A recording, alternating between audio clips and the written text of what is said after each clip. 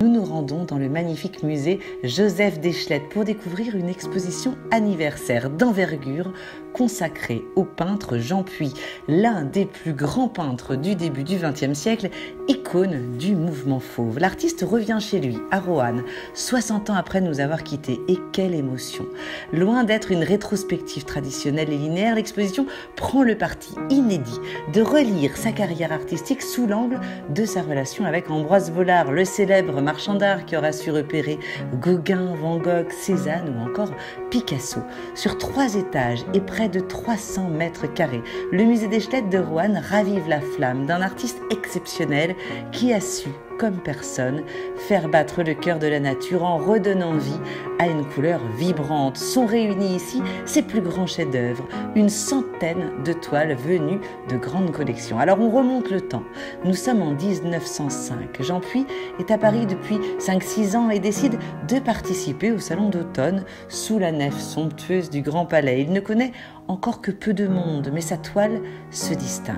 Flânerie sous les pins, une composition explosive et pourtant d'un calme éclatant.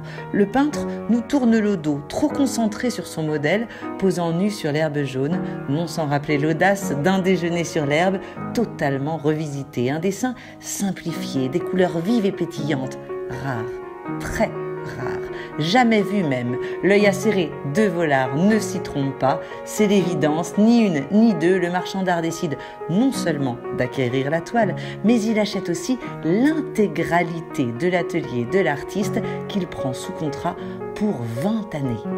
Tout change alors dans la vie de Jean Puy, sauf sa peinture. Tout au long de sa carrière, ce qui nous frappe ici, c'est qu'il ne transigera jamais sur son style, franc et radical, sensuel et lumineux.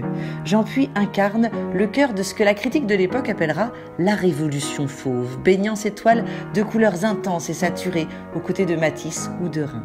C'est un fabuleux élan de création qui se raconte ici. Jean Puy est un amoureux de la vie. Ses toiles respirent l'amour des femmes, de la nature, de la mer, nous baignant dans des falaises aux herbes dorées, des criques au bassin vert, des plages au sable rose, des bords de mer étincelants, habités de nus féminins et de nature morte électrisante.